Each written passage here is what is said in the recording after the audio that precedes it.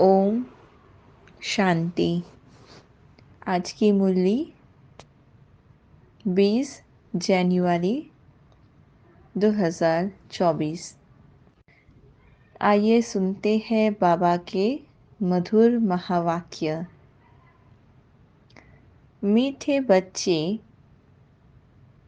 तुम कल्याणकारी बाप के बच्चों का कर्तव्य है सर्व का कल्याण करना, सबको बाप की याद दिलाना और ज्ञान दान देना। प्रश्न है, बाबा महारथी किन बच्चों को कहते हैं? उनकी निशानी क्या होगी? उत्तर है, जो अच्छी रीति पढ़ते और पढ़ाते हैं, जिन पर सदा बृहस्पति की दशा है, जो अपनी और सर्व की उन्नति का सदा ख्याल रखते हैं, जो यज्ञ सेवा में हदिया देते हैं, जो बाबा के कार्य में मददगार रहते हैं, वह है महारथी। ऐसे महारथी बच्चों को बाबा कहते हैं, यह है मेरे सपूत बच्चे।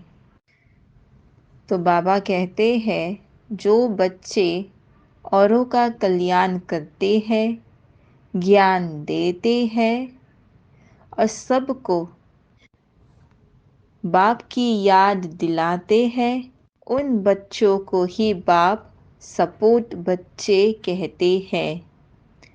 उन पर ही परमात्म छत्र छाया की अनुभूति रहती है।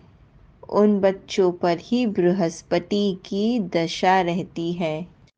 जो बच्चे अपना हदिया देते हैं, माना अपना तन मन धन से जो सेवा में निस्वार्थ सेवा करते हैं, उनको बाबा महारथी कहते हैं। ओम शांति।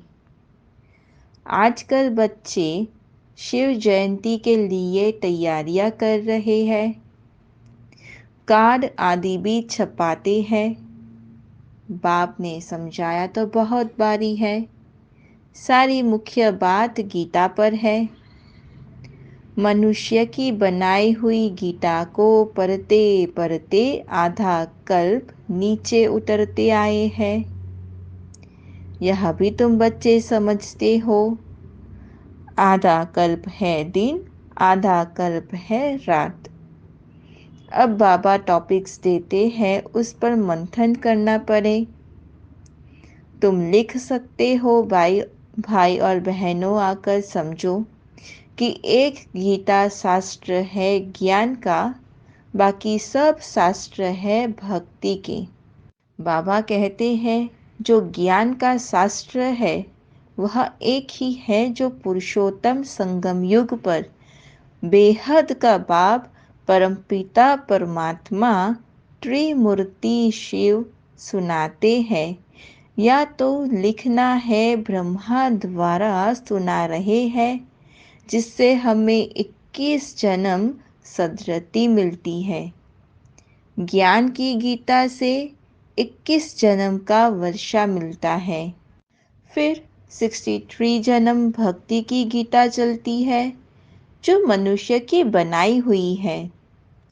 बाबा की गीता 21 जन्म का वर्षा मिलता है, और जो मनुष्य ने बनाई हुई गीता है, उससे हम उतरती कला होती है। तो बाप तो राजयोग सिखलाकर सद्गति कर देते हैं, फिर सुनने की दरकार नहीं रहती। सद्गति होने से फिर दिन हो जाता है, फिर भक्ति आने से रात हो जाता है। तो यह जो ज्ञान का सागर बाप ही सुनाते हैं, जिससे 21 जन्म गति सद्गति होती है, अर्थात 100% पवित्रता सुख शांति का अटल अखंड सतयुगी देवी स्वराज्य मिलता है।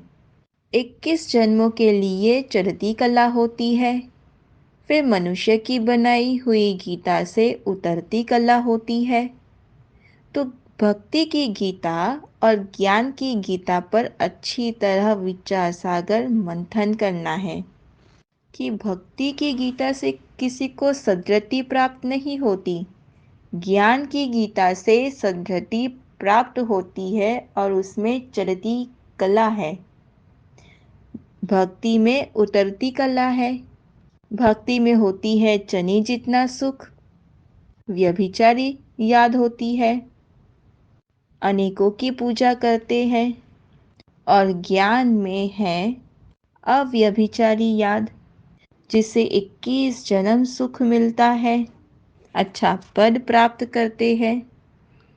तो इस पर विचार सागर मंथन कर औरों को समझाना है। यह मूल बात है जो मनुष्य नहीं जानते। तुम लिखते हो त्रिमूर्ति शिव जयंती सो श्रीमद् भगवत गीता जयंती सो सर्व की सद्गति भवंती। माना शिव जयंती के बाद बाबा जब आते हैं तो सबसे पहले ज्ञान देते हैं, तो शिव जयंती से फिर गीता जयंती बनती है, फिर सर्व की सद्गति हो जाती है। तो यह भी सुना सकते हो कि शिव जयंती सो विश्व में शांति भवंती। तो मुख्य अक्षर बहुत ज़रूरी है, जिस पर ही सारा मदार है। तुम सबको बतला सकते हो कि मनुष्य मनुष्य की सद्गति कर नहीं सकते, भगवान सद्गति करने आते हैं पुरुषोत्तम संगम युग पर, जो अब हो रहा है। यह 2-3 पॉइंट्स मुख्य है। शिव और कृष्ण की गीता का कॉन्ट्रास्ट तो है ही। त्रिमूर्ति शिव भगवान से संगम पर गीता सुनने से सद्गति होती है। ऐसी पॉइंट्स पर जब कोई विचार सागर मंथन करे तब औरों पर भी असर पड़े। मनुष्य मनुष्य की सद्गति कभी कर नहीं सकते। सिर्फ एक ही त्रिमूर्ति परमपिता परमात्मा शिव, जो टीचर भी है सतगुरु भी है, वह इस पुरुषोत्तम संगम युग पर सर्व की सद्गति कर रहे हैं।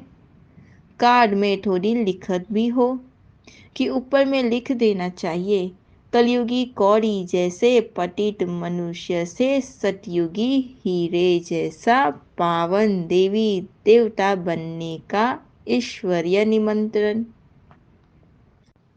समझाना चाहिए सबको कि यह निमंत्रण तो ईश्वर ने दिया है। कौड़ी से हीरे तुल्य बनने का, ऐसे लिखने से मनुष्य खुशी में आएंगे, समझने के लिए आएंगे, खुशी से आएंगे। सद्गति दाता बाप की ही शिव जयंती मनाई जाती है। एकदम क्लियर अक्षर हो। मनुष्य तो भक्ति मार्ग में कितने ढेर शास्त्र पढ़ते हैं, माथा मारते हैं। यहाँ 1 सेकंड में बेहद के बाप से मुक्ति और जीवन मुक्ति मिलती है। जब बाप का बनकर उनसे नॉलेज लेते हैं तो जीवन मुक्ति अवश्य ही मिलेगी। बाबा का बच्चा बना और नॉलेज लिया तो उसकी एंट्री फिक्स हो गई जीवन मुक्ति में आने के लिए। तो पहले तो मुक्ति में जाना होता है, तो मुक्ति में जाकर फिर जैसा जिसने पुरुषार्थ किया होगा ऐसे जीवन मुक्ति में ज़रूर आएंगे। जीवन मुक्ति मिलती तो ज़रूर है। फिर शुरू में आए व पिछाड़ी में आए, वो तो पुरुषार्थ पर है। तो पहले जीवन मुक्ति में आते, फिर जीवन बंद में। ऐसी मुख्य पॉइंट्स अगर धारण करें तो भी बहुत सर्विस कर सकते हैं। अगर बाप को जानते हो तो दूसरों को भी परिचय दो। किसको परिचय नहीं देते तो गोया ज्ञान नहीं है। ज्ञान है तो फिर बात हो, तभी तो वृद्धि होगी ना। तो समझानी तो दी जाती है, परंतु तकदीर में नहीं है। कल्याणकारी बाप के बच्चे तो कल्याण ही करना चाहिए, नहीं तो बाप क्या समझेंगे? बाप तो यही समझेंगे कि यह कहने मात्र कहते हैं कि हम तो शिव बाबा के बच्चे हैं। तो अगर शिव बाबा कल्याणकारी है तो बच्चों को भी कल्याणकारी होना पड़े। सन सोज फादर, लेकिन कल्याण तो करते नहीं। साहूकार अथवा गरीब, कल्याण तो सबका करना है, परंतु पहले गरीब उठाएंगे क्योंकि उन्हों को फुर्सत है। ड्रामा में नूंद ही ऐसी है। एक साहूकार अगर अभी आ जाए तो उनके पिछाड़ी ढेर आ जाए। अब अगर महिमा निकले तो ढेरों के ढेर आ जाए। यहाँ का गरीब तो सतयुग में साहूकार होगा, यहाँ का साहूकार तो सतयुग में गरीब होगा, क्योंकि गरीब ज़्यादा ज्ञान उठाते हैं, धारणा में आते हैं, उनको ही फुर्सत रहती है साहूकार से। तो तुम्हारा यह है ईश्वरीय मर्तबा। तो अपना भी तो औरों का भी कल्याण करते हो। तो जो अपना ही कल्याण नहीं करते तो औरों का भी कर नहीं सकते। बाप तो है ही कल्याणकारी, सर्व का सद्गति दाता है, तो तुम्हें मददगार बनना पड़े। तुम जानते हो वह है भक्ति मार्ग की दशा। सद्गति मार्ग की दशा तो एक ही है जो बाबा से श्रीमत लेते हो, तो एक ही है जो अच्छी रीति पढ़ते और पढ़ाते हैं, उन पर ही बृहस्पति की दशा रहती है। तो उनको क्या कहते हैं? उनको महारथी कहेंगे। अपने दिल से पूछो, हम महारथी हैं या प्यादे हैं? फलाने फलाने मिसल सर्विस करते हैं, लेकिन प्यादे हो तो कभी किसको ज्ञान सुना ना सके। अगर किसका कल्याण नहीं करते तो अपने को कल्याणकारी बाप का बच्चा क्यों कहलाना चाहिए? बाप तो पुरुषार्थ कराएगा। इस यज्ञ सेवा में हत्या भी देनी चाहिए। बाकी तो सिर्फ खाना पीना सोना, वह सर्विस क्या हुई? इसको सर्विस थोड़ी कहेंगे, खाना पीना और सोना। ऐसे तो जाकर क्या बनेंगे? ऐसे तो जाकर प्रजा में दास दासी बनेंगे, या तो दास दासी के भी दास दासी बनेंगे। तो बाप कहते हैं पुरुषार्थ करो, पूरा पुरुषार्थ कर नर से नारायण बनो। सपूत बच्चों को देख बाप भी खुश होंगे। लौकिक बाप भी देखते हैं यह तो बहुत अच्छा मर्तबा पाने वाला है, तो देखकर खुश होंगे। तो पालौकिक बाप भी ऐसे कहते हैं। बेहद का बाप भी कहते हैं हम तुमको विश्व का मालिक बनाने आए हैं। है सबको नशा कि हम विश्व का मालिक बनेंगे। अगर निश्चय होगा तो नशा भी होगा, तो नशा होना चाहिए ऐसा। अब तुम औरों को भी बनाओ। बाकी सिर्फ पेट की पूजा करने से तो कोई फायदा नहीं। सबको सिर्फ यही बताओ कि शिव बाबा को याद करो। सबको बस यही पैगाम दो कि शिव बाबा कौन है, वह कहाँ से आते हैं। बाबा का परिचय सबको बताते रहो। भोजन भोजन पर भी एक दो को बाप की याद दिलाओ तो सब कहेंगे इनकी शिव बाबा से बहुत प्रीत है। ये तो सहज है ना, इसमें क्या नुकसान है? आदत पड़ जाएगी तो खाते रहेंगे और बाबा को भी याद करते रहेंगे। भोजन में 4 चीज़ होती है।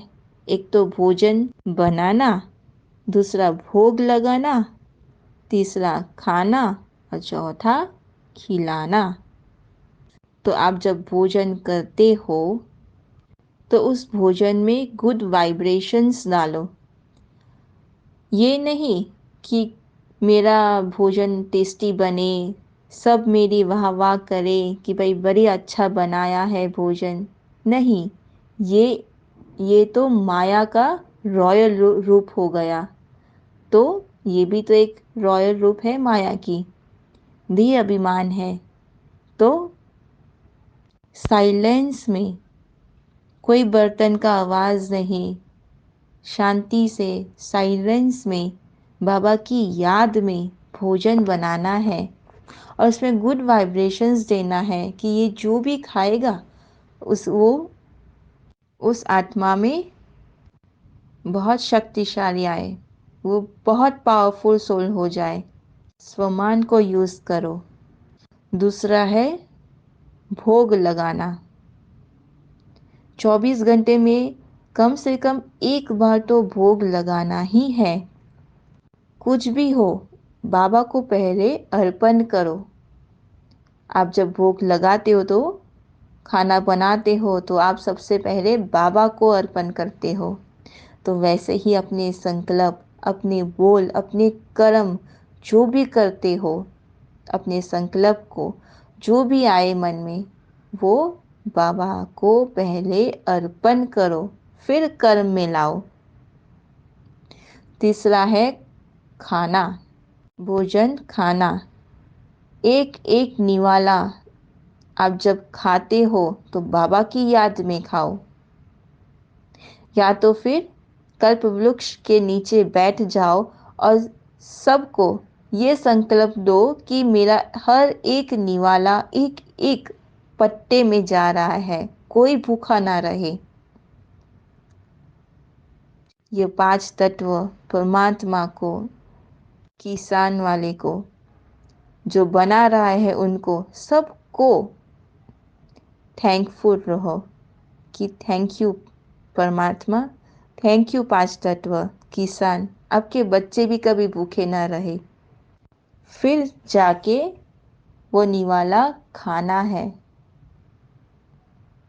फिर जाके वो भोजन स्टार्ट करना है और सबको निस्वार्थ होकर सबको खाना खिलाना है बड़े प्रेम से। तो देवी गुण भी ज़रूर धारण करने हैं। देवी गुण कैसे भोजन, देवियाँ कैसे भोजन करती है, धीरे धीरे से भोजन खाती है, वैसे भी हमें भी उनके जैसे धारण करना है। तो अभी तो सब पुकारते हैं, हे पतित पावन आओ, तो ज़रूर हम पतित हैं। शंकराचार्य भी शिव को याद करते हैं, शंकराचार्य भी शिव को याद करते हैं क्योंकि वही पतित पावन है, क्योंकि बाबा ही पतित पावन है ना। आधा कल भक्ति करते हैं, फिर भगवान आते हैं, कोई को हिसाब का थोड़ा ही पता है। बाप समझाते हैं यज्ञ तप दान से मैं कभी नहीं मिलता हूँ, इसमें गीता भी आ जाती है। यह शास्त्र आदि पढ़ने से कोई की सदृति नहीं होती है। गीता वेद उपनिषद सब है भक्ति मार्ग के। बाप तो बच्चों को सहज राजयोग और ज्ञान सिखलाते हैं, जिसे राजाई प्राप्त कराते हैं। इनका नाम ही है राजयोग। इसमें पुस्तक की कोई बात नहीं।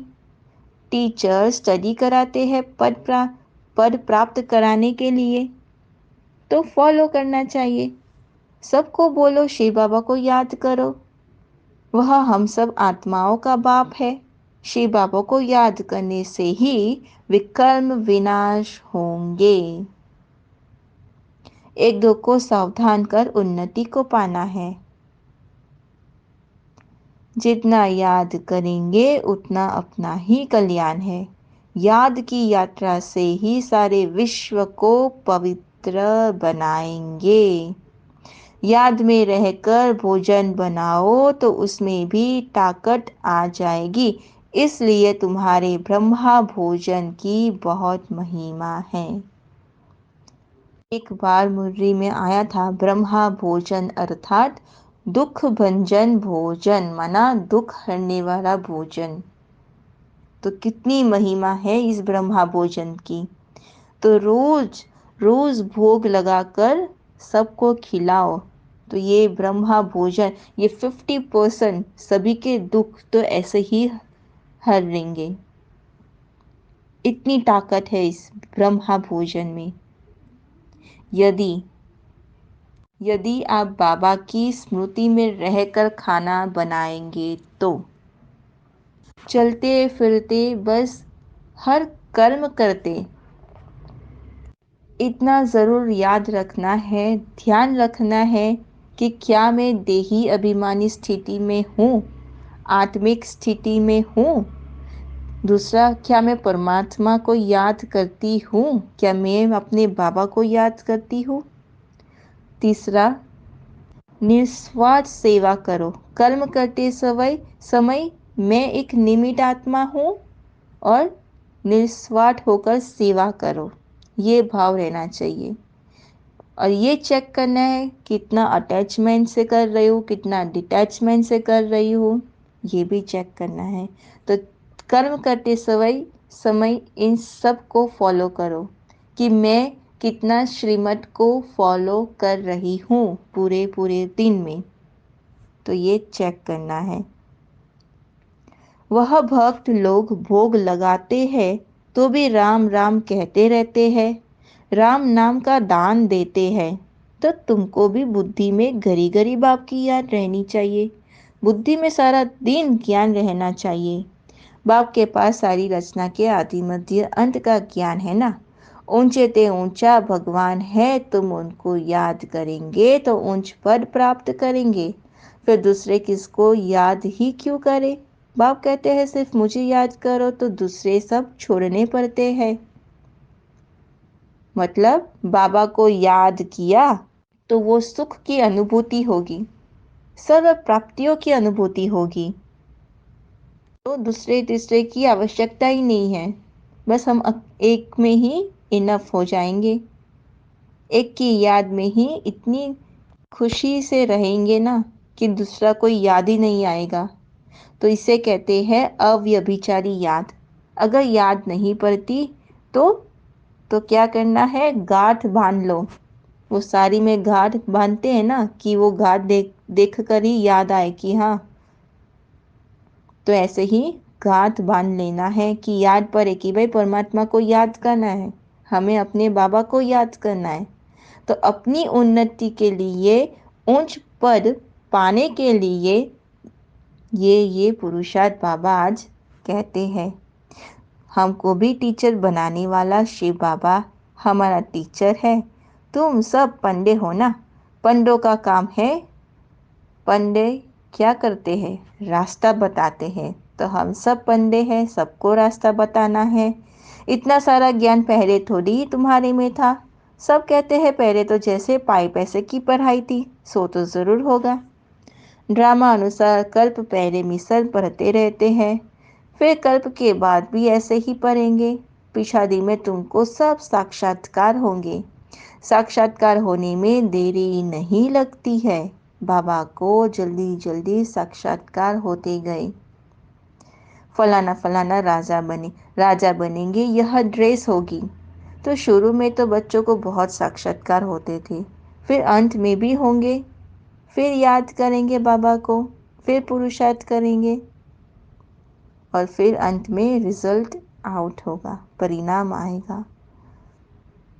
अच्छा, मीठे मीठे सिकलदे बच्चों प्रति माता पिता बाप दादा का याद प्यार और गुड मॉर्निंग। रूहानी बाप की रूहानी बच्चों को नमस्ते। हम रूहानी बच्चों को रूहानी माता पिता बाप दादा को याद प्यार गुड मॉर्निंग और नमस्ते नमस्ते नमस्ते। शुक्रिया बाबा, शुक्रिया। धारणा के लिए मुख्य सार, भोजन पर एक दो को बाप की याद दिलाओ, याद में भोजन खाओ, एक शिव बाबा से ही सच्ची प्रीत रखो। यज्ञ सेवा में हत्या देनी है, बाप का पूरा मददगार बनना है। सभी गोप गोपियों प्रति मातेश्वरी जी के हस्तों से लिखा हुआ याद पत्र। 1961 में मातेश्वरी जी ने गोप गोपियों को पत्र लिखा। तो सभी गोप गोपिया प्रति अति याद प्यार। बाद समाचार कि आप सब गृहस्थ व्यवहार में रहते कमल फूल सम्मान अपने जीवन में सफलता को पाते रहते हो ना।